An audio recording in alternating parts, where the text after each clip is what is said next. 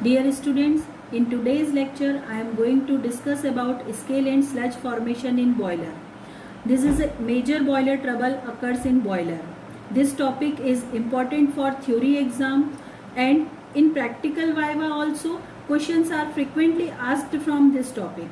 In this video we will also discuss some viva questions of this topic, scale and sludge formation. So dear students, if you find this video helpful in your study, then please like it, share it and subscribe my channel Easy Engineering Chemistry. So let's start with scale and sludge formation. Scale and sludge formation boiler में होने वाली एक major problem है जिसका कारण boiler feed water का hard होना होता है. If we feed unsuitable water और hard water in boiler then scale and sludge formation occurs in boiler. तो बॉयलर में वाटर जब हम फीड करते हैं तो ये वाटर कंटिन्यूसली बॉईल होता है और बॉईल होने के बाद ये इवॉपरेट होता है और स्टीम जनरेट करता है. तो जब इवॉपरेशन होगा तो स्टीम जनरेशन होगा. अब जब वाटर का इवॉपरेशन हो जाता है तो सॉल्ट का इवॉपरेशन नहीं होता है, तो धीरे धीरे जो बॉयलर वाटर है उसमें सॉल्ट कंसंट्रेशन इंक्रीज होने लगता है. सो concentration of salt continuously increases in boiler and a saturation point come after some time. So what happened at saturation point? Concentration of salt is very high and the ionic product of these salts is greater than it's solubility product. तो जब भी salts का ionic product उसके solubility product से ज़्यादा होता है, इस केस में जो सॉल्ट होता है इट गेट्स प्रेसिपिटेट आउट. तो बॉयलर में भी जब सैचुरेशन पॉइंट होगा तब आयोनिक प्रोडक्ट ज़्यादा होगा सॉल्युबिलिटी प्रोडक्ट के कंपैरिजन में और इस केस में सॉल्ट्स के प्रेसिपिटेट फॉर्म हो जाते हैं. अब ये जो प्रेसिपिटेट फॉर्म हुए हैं इनके नेचर पर डिपेंड करता है कि स्केल फॉर्मेशन होगा या स्लज फॉर्मेशन होगा. तो ये जो प्रेसिपिटेट बने हैं सॉल्ट के, अगर ये precipitate soft, slimy, loose, non adherent, non sticky nature के होंगे then they will form sludge. और ये जो स्लज होता है ये डिपॉजिट नहीं होता है, नॉट डिपॉजिटेड इन बॉयलर. लेकिन अगर ये प्रेसिपिटेट जो फॉर्म हुए हैं if they are hard, sticky, adherent and deposited on inner wall of boiler tubes as crust then this is known as scale. तो इसके लिए हम एग्जाम्पल देख सकते हैं. जैसे हम कई बार हम घरों में देखते हैं कि जब टर्बिड वाटर होता है, स्पेसिफिकली बारिश के दिनों में जो पीएचई का वाटर जो सप्लाई होता है वो कई बार टर्बिड आता है और उसको क्लीन करने के लिए हम एलम और फिटकरी का यूज़ करते हैं. तो जब आप फिटकरी या एलम का यूज़ करते हैं तो नीचे जो डिपॉजिट होता है जो ब्राउन कलर का वो क्या है? स्लज है. तो उस फॉर्म में रहता है, वो कभी भी आपके कंटेनर से स्टिक नहीं होता, वो वाटर में हमेशा लूज फॉर्म में रहता है. तो बॉयलर में भी इसी टाइप के जब प्रेसिपिटेट बनेंगे तो वो क्या कहलाते हैं? स्लज बनाते हैं. इसके जस्ट अपोजिट कई बार हम घरों में देखते हैं कि किसी कंटेनर में हम वाटर बॉईल करते हैं. स्पेसिफिकली अगर वो वाटर ट्यूबवेल का होता है, वेल का होता है, तो एक वाइट कलर का डिपॉजिशन होने लगता है. या कई बार हम देखते हैं कि हीटिंग रॉड्स हैं जिनसे पानी गर्म किया जाता है, उस पर एक वाइट कलर का हार्ड डिपॉजिशन होने लगता है जिसे हम इजीली रिमूव नहीं कर पाते हैं. या कई बार गीज़र में ऐसा होता है कि जो अंदर हीटिंग रॉड्स होती हैं उनमें इस तरह का डिपॉजिशन होता है. तो ये जो एक स्टिकी डिपॉजिशन होता है, ये जो वाइट कलर की एक लेयर फॉर्म हो जाती है स्टिकी, ये क्या कहलाती है? स्केल कहलाती है. स्केल एंड स्लज के नेचर पर वाइवा में फ्रिक्वेंटली क्वेश्चंस पूछा जाता है कि हार्ड डिपॉजिट को हम क्या बोलेंगे, या अगर प्रेसिपिटेट सॉफ्ट हैं तो उन्हें हम क्या बोलेंगे? स्केल बोलेंगे या स्लज बोलेंगे. ठीक है. जनरली स्टूडेंट इसमें कंफ्यूज हो जाते हैं कि स्केल हार्ड होगा या स्लज हार्ड होगा. तो इसके लिए हम एक देखो ट्रिक यूज कर सकते हैं. अब जो ट्रिक है उसमें आप ये देखें, ये स्केल है, दिस इज स्केल. स्केल कैसा होता है? चाहे आप प्लास्टिक वाला स्केल लें, चाहे आप वुड का स्केल लें, चाहे आप मेटल स्केल लें, स्केल का नेचर कैसा है? हार्ड. ये स्केल आपको दिख रही है जिससे आप लाइन खींचते हैं. ठीक है. स्केल कैसी होती है? हमेशा हार्ड होती है. तो यहाँ पर भी स्केल कैसा होगा? हार्ड होगा. फिर दूसरी एक चीज और हम देख सकते हैं, स्टिक. स्टिक मतलब छड़ी. ठीक है। स्टिक कैसी होती है? हार्ड होती है। तो स्केल हमेशा कैसा होता है? हार्ड होगा और स्टिकी होगा। अगर आप इसको इस तरह से याद करेंगे तो आप इसे भूलेंगे नहीं। अगर स्केल हार्ड है तो सॉफ्ट क्या है? स्लज है। फाइन। तो स्केल एंड स्लज को इस फिगर से इजीली एक्सप्लेन किया जा सकता है। ये बॉयलर ट्यूब्स हैं, आउटर वॉल ऑफ बॉयलर। यहाँ पर हमने वाटर फिलअप किया है और जब ये वाटर कंटिन्यूशन में बॉईल हो रहा है और अगर प्रेसिपिटेट लूज स्लाइमी बने हैं देन दे फॉर्म स्लज। तो ये जो स्लज पार्टिकल है, देखिए इन्हें हमने इस तरह से दूर दूर बनाया है, मतलब ये कैसे हैं? लूज हैं। These are the loose precipitate. ये स्टिक नहीं हो रहे हैं कहीं भी और वाटर के साथ बॉईल हो रहे हैं। इसके जस्ट अपोजिट आप इस केस में देखेंगे, यहाँ पर क्या हो रहा है कि जो प्रेसिपिटेट है वो यहाँ पर इनसाइड द बॉयलर हमने नहीं बनाए हैं, वाटर में कोई प्रेसिपिटेट नहीं बनाए हैं, क्योंकि स्केल के जो प्रेसिपिटेट होंगे ये जो आउटर बॉयलर वॉल है इस पर जाकर ये डिपॉजिट हो गए। तो ये ग्रीन कलर से जो लेयर हमने बताई है, ये हमने बताई है कि ये जो हार्ड एडहेरिंग प्रेसिपिटेट है वो यहाँ पर डिपॉजिट हो गए हैं। तो ये एक क्रस्ट फॉर्मेशन यहाँ पर हो गया है। तो ये जो ग्रीन कलर की लेयर है ये हमने बताई है स्केल लेयर फॉर्मेशन। तो यहाँ पर ये क्रस्ट के फॉर्म में स्केल डिपॉजिट हो गया है। तो हमने देखा स्लज सॉफ्ट है, नॉन स्टिकी है और लूज प्रेसिपिटेट्स है। ठीक है। अब बात आती है कि ऐसे कौन से सॉल्ट्स हैं जो स्लज प्रोड्यूस करेंगे।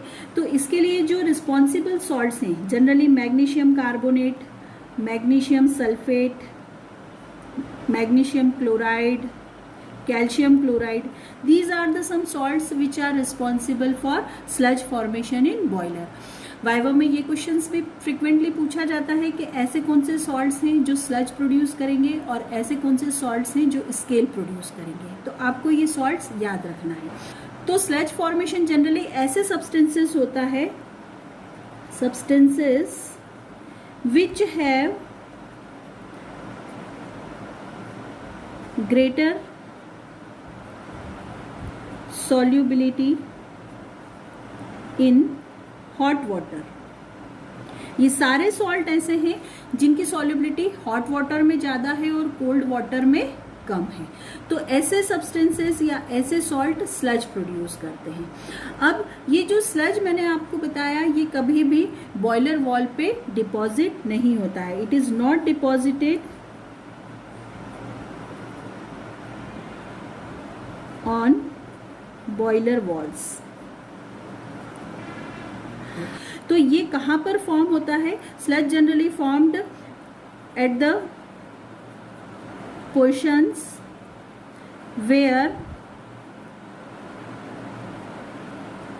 Water temperature is low, means colder portion of boilers. तो स्लज हमेशा कहाँ पर फॉर्म होगा? जहाँ पे वाटर का टेम्परेचर थोड़ा कम होगा इन कंपैरिजन टू अदर, या फिर जिसे हम कहेंगे कोल्डर पोर्शन जो होते हैं वहाँ पर फॉर्म होता है। दूसरा हमने बोला कि ये डिपॉजिट नहीं होते, तो ये फ्रिक्वेंटली मूव होते रहते हैं। जैसे हमने घरों में देखा है कि अगर वाटर में हम थोड़ी सी टी लीव्स डाल के बॉईल करते हैं तो वो कभी भी स्टिक नहीं होती, वो वाटर के साथ बॉईल होती रहती हैं। तो उसी तरह से अगर वाटर बॉईल हो रहा है तो स्लज कभी भी डिपॉजिट नहीं हो पाएगा। अब ये जाकर सेटल डाउन हो सकता है कहीं, जैसे हमने एग्जांपल लिया टी लीव्स का, तो जब आप गैस ऑफ कर देंगे तो वो वाटर बॉईल होना बंद हो जाएगा, तो टी लीव सेटल डाउन हो जाएगी। तो इसी तरह से जहां पर water flow rate is slow, ऐसी जगह पर sludge gets settle down। तो बॉयलर में कुछ पोर्शन ऐसे होते हैं जहाँ पर फ्लो रेट वाटर का काफ़ी स्लो होता है, जैसे कहीं पे अगर वॉल्व है या फिर कोई टर्निंग पॉइंट है, तो वहाँ पर जहाँ पर वाटर फ्लो रेट स्लो होगा वहाँ पर जाकर ये स्लज पार्टिकल सेटल डाउन हो सकते हैं। ये कभी भी बॉयलर वॉल पे स्टिक नहीं होंगे, डिपॉजिट नहीं होंगे, लेकिन ये सेटल डाउन हो जाएंगे। तो जब ये सेटल डाउन हो जाएंगे तो कई बार ये पाइपलाइन की चोकिंग कर सकते हैं और वाटर फ्लो को ये रोक सकते हैं। Now what are the disadvantages of sludge? So sludge is poor conductor of heat. Sludge heat का poor conductor होता है, तो इसीलिए हीट ट्रांसफर कोफिशिएंट स्लज की प्रेजेंस में कम हो जाता है और बॉयलर में इनसाइड टेम्परेचर मेंटेन करने के लिए हमें ज़्यादा फ्यूल की रिक्वायरमेंट होगी, क्योंकि स्लज पार्टिकल आउटर हीट को वाटर तक ट्रांसफर नहीं होने देंगे प्रॉपरली। सेकेंड हम देखते हैं कि स्लज कभी भी डिपॉजिट नहीं होता है, लेकिन some time what happens, this sludge particles trapped with scale layer. तो जो स्केल के जो पार्टिकल क्रस्टी लेयर फॉर्म करेंगे, स्केल के जो प्रेसिपिटेट डिपॉजिट होंगे, उनके साथ में ये स्लज के पार्टिकल भी ट्रैप हो जाते हैं। और जब ऐसी कंडीशन होती है then they increase the thickness of scale layer, तो स्केल लेयर का थिकनेस बहुत ज़्यादा बढ़ जाता है। तीसरा डिसएडवांटेज है चोकिंग ऑफ पाइप। तो जहाँ पर भी लो वाटर करंट वाला एरिया होगा बॉयलर में, वहाँ पर ये स्लज सेटल डाउन हो जाता है, और जब ये सेटल डाउन हो जाता है तो it can cause choking of pipelines. So these are the some major disadvantage of sludge formation in boiler. Now how we can prevent this sludge formation? So prevention for sludge formation. तो sludge formation को prevent करने का सबसे बढ़िया method है use of soft and pure water. आप soft water use करें, pure water use करें, ट्रीटेड वाटर यूज करें, सूटेबल वाटर यूज करें, तो स्लज फॉर्मेशन प्रिवेंट हो सकता है। दूसरा एक प्रिवेंटिव मेजर है ब्लो डाउन ऑपरेशन।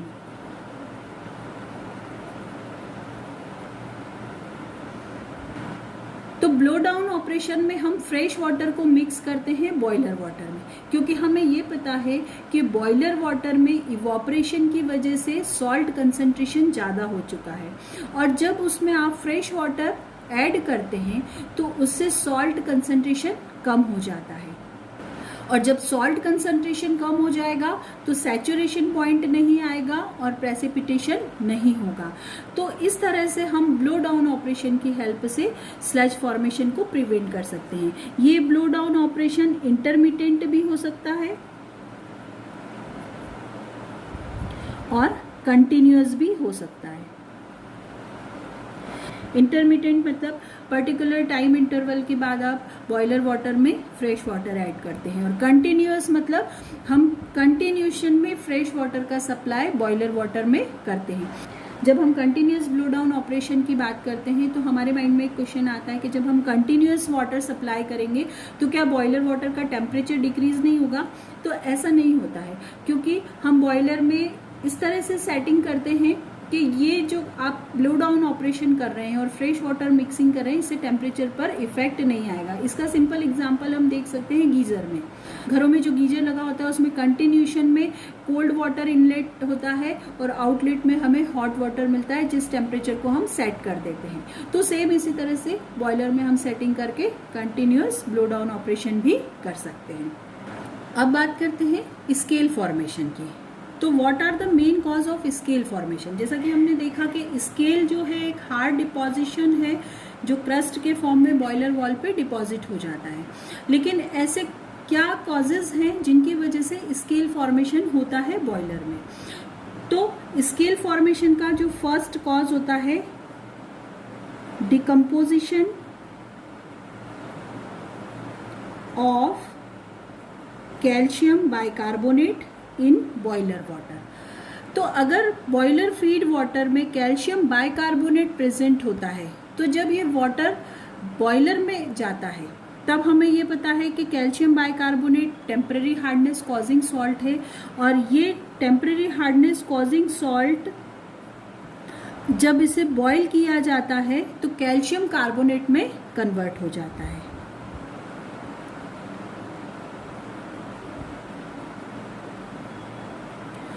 तो ये जो कैल्शियम कार्बोनेट बना है, this is deposited as scale in boiler wall. Viva में एक ये क्वेश्चन भी पूछा जाता है कि भाई ऐसे सॉल्ट्स बताइए जो कि स्केल फॉर्म करते हैं। तो कई बार स्टूडेंट कंफ्यूज होके बता देते हैं कि कैल्शियम बाइकार्बोनेट, लेकिन आपको ये चीज़ यहाँ पर ध्यान देना है कि this is the decomposition of calcium bicarbonate. Calcium bicarbonate के डीकम्पोजिशन से कैल्शियम कार्बोनेट बना है, and this calcium carbonate is responsible for scale formation, not this calcium bicarbonate. Calcium bicarbonate तो सॉल्युबल फॉर्म में रहेगा, जब बॉयलर में हम वाटर को हीट करेंगे तब ये कैल्शियम बाइकार्बोनेट कैल्शियम कार्बोनेट में कन्वर्ट हो जाएगा, और ये कैल्शियम कार्बोनेट वाटर में इनसॉल्युबल होता है और प्रेसिपिटेट फॉर्म करता है, तो ये कैल्शियम कार्बोनेट डिपॉजिट होगा। तो आप इसे डिकम्पोजिशन ऑफ कैल्शियम बाइकार्बोनेट लिख सकते हैं, या फिर इसे आप लिख सकते हैं और deposition of calcium carbonate. Fine. अब ये जो बना है calcium carbonate, this is the main cause of scale formation in low pressure boiler. तो जनरली कैल्शियम कार्बोनेट का स्केल उन बॉयलर्स में बनता है जिनका ऑपरेटिंग प्रेशर कम होता है। क्यों? क्योंकि हाई प्रेशर बॉयलर्स में, इन high pressure boilers this calcium carbonate is soluble। ये वाटर के साथ रिएक्शन करके कैल्शियम हाइड्रोक्साइड में कन्वर्ट हो जाता है, and this calcium hydroxide is soluble in water. तो इस वजह से हाई प्रेशर बॉयलर में कैल्शियम कार्बोनेट का स्केल फॉर्म नहीं होता है। Now next cause of scale formation in boiler is deposition of calcium sulphate scale. तो ये जो कैल्शियम सल्फेट है CaSO4, इसका नेचर कैसा होता है कि it is insoluble in hot water. Generally हम सॉल्ट के केस में देखते हैं कि हॉट वाटर में सॉल्युबल होते हैं, लेकिन कैल्शियम सल्फेट ऐसा सॉल्ट है जो हॉट वाटर में इनसॉल्युबल होता है। Its solubility is more in cold water, and the solubility of this calcium sulfate continuously decreases when temperature of water increases। तो जैसे जैसे वाटर का टेम्परेचर इंक्रीज होता जाएगा, कैल्शियम सल्फेट की सॉल्युबिलिटी डिक्रीज होती जाएगी। तो ये जो कैल्शियम सल्फेट है in boiler, it is deposited as hard scale. ये क्वेश्चन भी वाइवा में पूछा जाता है, ऐसे सॉल्ट्स के नाम बताएं जो हार्ड स्केल फॉर्म करते हैं। तो calcium sulphate is one of them which form hard scale, calcium carbonate form soft scale, calcium sulphate form hard scale. Fine. तो ये जो हार्ड स्केल फॉर्म होता है ये बहुत ज़्यादा स्टिकी एडहेरेंट होता है और इसको रिमूव करना काफ़ी डिफिकल्ट होता है। And this calcium sulphate is main cause of scale formation in high pressure boilers, क्योंकि वहाँ पर टेम्परेचर प्रेशर बहुत ज़्यादा होता है और हमें ये पता है कि calcium sulphate is insoluble in hot water और बहुत ज़्यादा स्टिकी प्रेसिपिटेट ये फॉर्म कर रहा है। तो इसी वजह से हाई प्रेशर बॉयलर में कैल्शियम सल्फेट का स्केल फॉर्मेशन होता है। Now next cause of scale formation in boiler is hydrolysis of magnesium chloride. अगर वाटर में मैग्नीशियम क्लोराइड की इम्प्योरिटीज प्रेजेंट होती है तो बॉयलर में ये मैग्नीशियम क्लोराइड का हाइड्रोलिसिस हो जाता है और ये मैग्नीशियम क्लोराइड मैग्नीशियम हाइड्रोक्साइड में कन्वर्ट हो जाता है और ये जो मैग्नीशियम हाइड्रोक्साइड बना है this is again form soft scale in boiler. Now next cause of scale formation is presence of silica impurities in boiler feed water. अगर बॉयलर फीड वाटर में सिलिका की इम्प्यूरिटी प्रेजेंट होती है तो ये silica calcium और magnesium के साथ रिएक्ट करके कैल्शियम सिलिकेट और मैग्नीशियम सिलिकेट फॉर्म करता है CaSiO3 एंड MgSiO3। और ये जो स्केल फॉर्म होता है कैल्शियम सिलिकेट और मैग्नीशियम सिलिकेट का this is very hard scale. तो सबसे ज़्यादा हार्ड स्केल कैल्शियम सल्फेट से भी ज़्यादा हार्ड स्केल किसका फॉर्म होता है कैल्शियम सिलिकेट और मैग्नीशियम सिलिकेट का। तो अगर सिलिका की बहुत थोड़े अमाउंट में भी इम्प्योरिटी वाटर में प्रेजेंट होती है तो वो बहुत ज़्यादा ट्रबलसम होती है बॉयलर के लिए, वहाँ पर ये बहुत ज़्यादा हार्ड स्केल फॉर्म कर लेती है। Now what are the disadvantage of scale formation in boiler?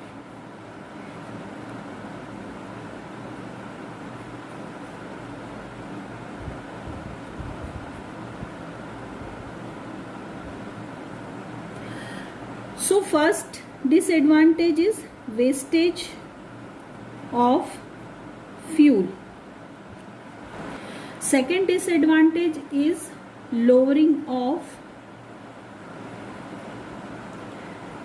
boiler safety.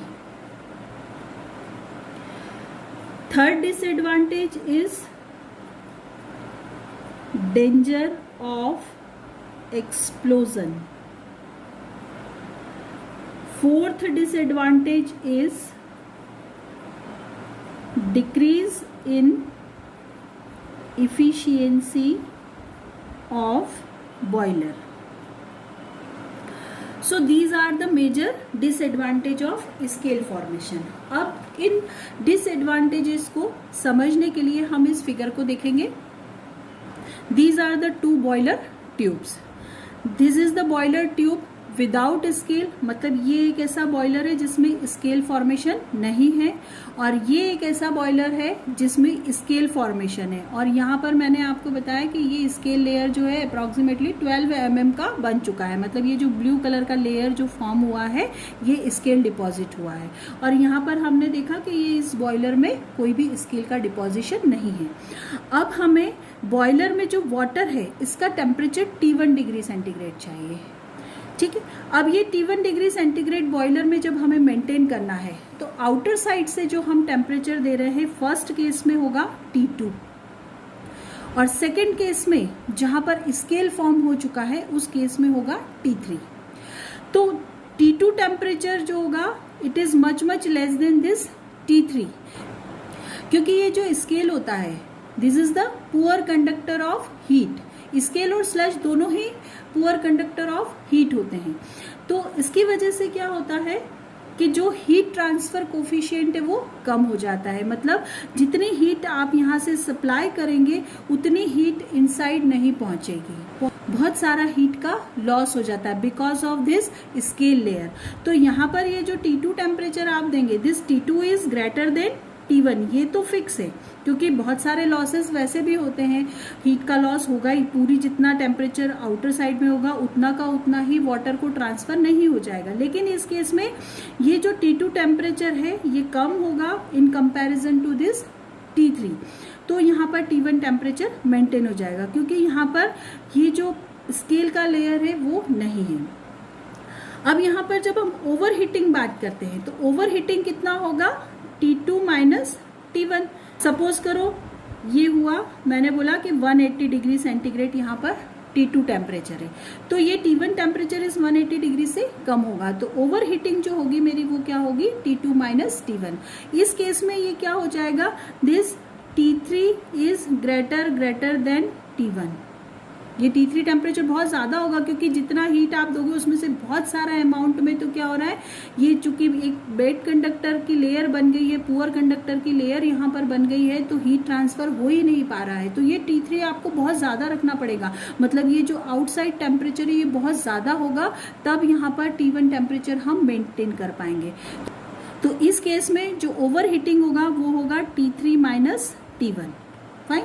और इस केस में ये जो T3 डिग्री सेंटीग्रेड है ये अप्रॉक्सीमेटली होगा 370 डिग्री सेंटीग्रेड। तो आप देखें कि ये अगर एक बॉयलर ट्यूब है जिसमें हमने देखा है कि कोई भी स्केल लेयर फॉर्म नहीं हुआ है, वहाँ पर आपको T1 टेम्परेचर मेंटेन करने के लिए 180 डिग्री सेंटीग्रेड चाहिए, और वहीं एक ऐसा बॉयलर जिसमें 12 mm का स्केल फॉर्म हो चुका है, वहाँ पर आपको ये टेम्परेचर चाहिए 370 डिग्री।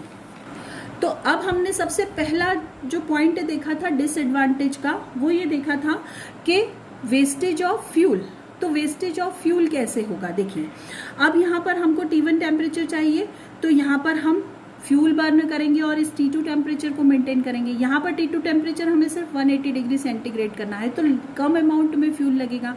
लेकिन उसके कंपैरिजन में अगर इस बॉयलर में मुझे T1 degree centigrade temperature maintain करना है, तो यहाँ पे आउटर साइड में T3 टेम्परेचर मेंटेन करना पड़ेगा, और ये T3 टेम्परेचर बहुत ज़्यादा है, तो इसकी वजह से मुझे क्या लगेगा, फ्यूल भी बहुत ज़्यादा लगेगा।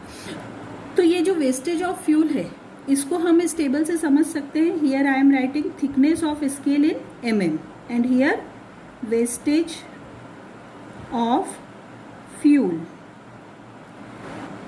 If this thickness is 0.325 mm, then wastage of fuel is 10%.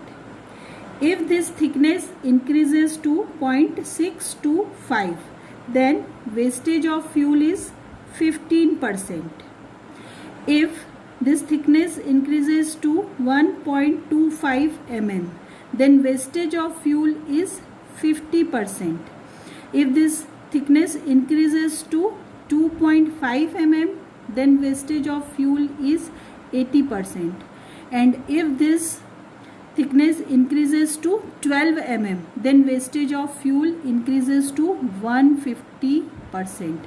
इसका मतलब अगर thickness 0.325 होगी और हमें 100 kg फ्यूल लग रहा है, तो 10% वेस्ट हो जाएगा। इसका मतलब सेम टेम्परेचर को मेंटेन करने के लिए हमें 110 kg फ्यूल लगेगा। वहीं अगर ये लेयर 12 mm का हो जाता है, तो जब हमारा विदाउट स्केल 100 kg फ्यूल लग रहा था, अब हमें 250 kg फ्यूल देना पड़ेगा। तो इस तरह से हमने देखा कि कितना फ्यूल का वेस्टेज होता है अगर बॉयलर में स्केल लेयर फॉर्मेशन हो जाता है। Now next point is lowering of boiler safety. तो देखिए यहाँ पर हमें T1 टेम्परेचर को मेंटेन करने के लिए outer temperature T2 degree centigrade रखना है अगर बॉयलर में स्केल नहीं है। लेकिन यहाँ पर क्या हो रहा है, इस बॉयलर में 12 mm थिकनेस का स्केल फॉर्म हो चुका है, तो आउटर साइड में टेम्परेचर हम कितना रख रहे हैं, T3 डिग्री सेंटीग्रेड, और ये T3 डिग्री सेंटीग्रेड बहुत ज़्यादा है T1 के कंपैरिजन में। इसका मतलब आप क्या कर रहे हैं, यहाँ पर इस बॉयलर मटेरियल की ओवर हीटिंग कर रहे हैं, कंटिन्यूशन में आप उसको बहुत ज़्यादा हाई टेम्परेचर दे रहे हैं। तो ये जो बॉयलर वॉल है मेटल की बनी होती है, और मेटल में बहुत ज़्यादा एक्सेसिव हीटिंग की वजह से डिस्टॉर्शन होने लगता है, और इस वजह से बॉयलर सेफ्टी कम हो जाती है। Now third point is danger of explosion. तो अब क्या होता है कि जब ये स्केल की थिकनेस बहुत ज़्यादा हो जाती है और आप इस बॉयलर को ओवर हीट करते हैं, तो इस स्केल में क्या होता है, अनइवन कॉन्ट्रैक्शन एक्सपांशन होगा, और अनइवन कॉन्ट्रैक्शन एक्सपांशन होने की वजह से इसमें क्रैक्स आ जाते हैं। तो सपोज करो यहाँ से ये कितना पोर्शन मैंने बताया कि ये क्रैक होके बाहर आ गया, ठीक है, ये जो लेयर है यहाँ से टूट गई, फाइन। अब ये जो वाटर है वो डायरेक्टली किसके कांटेक्ट में आ जाएगा, this water directly comes in contact with this over heated metal. ये जो आउटर सरफेस है इसको तो आप बहुत ज़्यादा हीट कर रहे हैं, क्योंकि यहाँ स्केल था तो आपको उसको ओवर हीटिंग करना पड़ रही थी इस T1 टेम्परेचर को मेंटेन करने के लिए, तो आप इसको क्या कर रहे हैं, बहुत ज़्यादा ओवर हीट कर रहे हैं। अब जैसे ही वाटर इस क्रैक से जो प्लेस एम्प्टी हुआ है वहाँ पर जाएगा और डायरेक्टली इस ओवरहीटेड मेटल के कांटेक्ट में आएगा, तो स्टीम फॉर्मेशन एकदम इंक्रीज होगा और स्टीम प्रेशर बॉयलर में बढ़ जाएगा। और जब ये स्टीम प्रेशर इंक्रीज हो जाएगा तो चूंकि आप इस बॉयलर मेटल की ओवर हीटिंग कर रहे हैं, तो ये तो वैसे ही सॉफ्ट हो चुका है, इसमें डिस्टॉर्शन की पॉसिबिलिटी है, तो ये पॉसिबल है कि ये जो बॉयलर है ये इतना स्टीम प्रेशर बियर नहीं कर पाए और ये एक्सप्लोड हो जाए। तो अगर स्केल लेयर फॉर्म हो जाती है तो उस केस में हमेशा बॉयलर में एक्सप्लोजन का डेंजर बना रहता है, वो एक्सप्लोड हो सकता है। Now last point is decrease in efficiency of boiler। तो बॉयलर की इफिशियंसी कैसे डिक्रीज हो रही है? सेम टेम्परेचर को मेंटेन करने के लिए बहुत ज़्यादा आपको फ्यूल देना पड़ रहा है, तो और टेम्परेचर आपको कम मिल रहा है, तो ओवरऑल जब आप इफिशियंसी देखेंगे बॉयलर की, फ्यूल ज़्यादा लग रहा है, टेम्परेचर आपको बॉयलर का कम मिल रहा है, स्टीम प्रोडक्शन कम हो जाएगा, तो ओवरऑल बॉयलर की इफिशियंसी रिड्यूस हो जाती है। तो इसलिए कहा जाता है कि अगर बॉयलर में स्केल फॉर्मेशन होगा then it will decrease the efficiency of boiler. Now next is preventive measures for scale.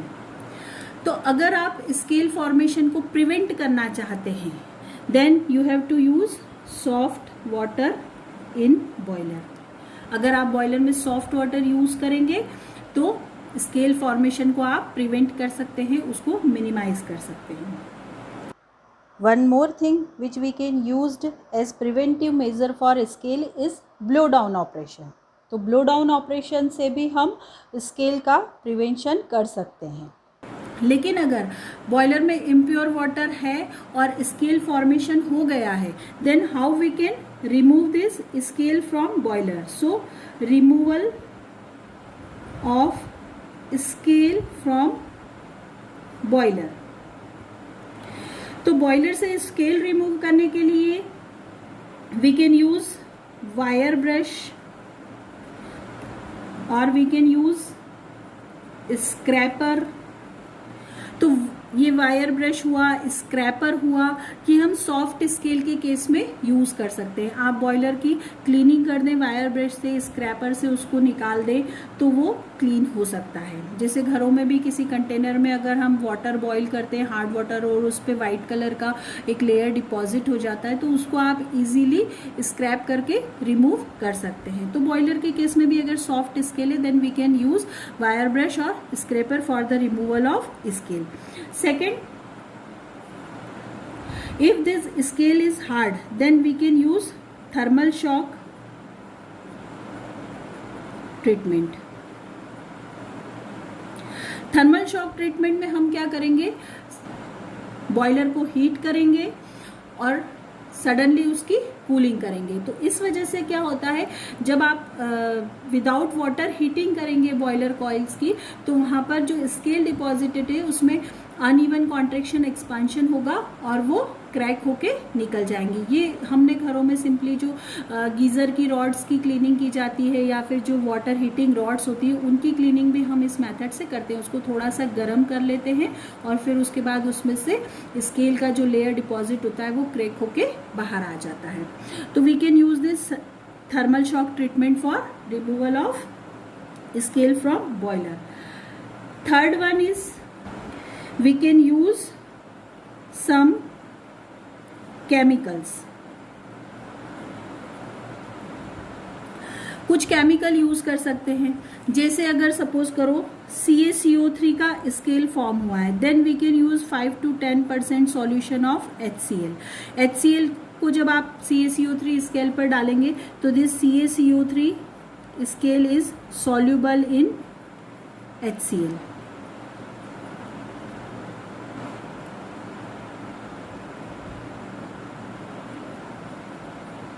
तो ये CaCO3 HCl के साथ रिएक्ट करके CaCl2 फॉर्म कर लेगा। CaCl2 सॉल्यूबल है और इस तरह से आप CaCO3 स्केल रिमूव कर सकते हैं। वहीं अगर CaSO4 स्केल है then we can use EDTA, ethylene diamine tetra acetic acid. तो ethylene diamine tetra acetic acid use करने से कैल्शियम EDTA कॉम्प्लेक्स फॉर्म हो जाता है और ये जो कॉम्प्लेक्स बनता है दिस इज सॉल्यूबल। तो इस तरह से कैल्शियम सल्फेट को आप रिमूव कर सकते हैं। So this is all about scale and sludge formation in boiler. तो स्टूडेंट्स, अगर आपको यह वीडियो अच्छा लगा है तो इसे लाइक करें, शेयर करें और मेरे चैनल इजी इंजीनियरिंग केमिस्ट्री को सब्सक्राइब करें। Thank you.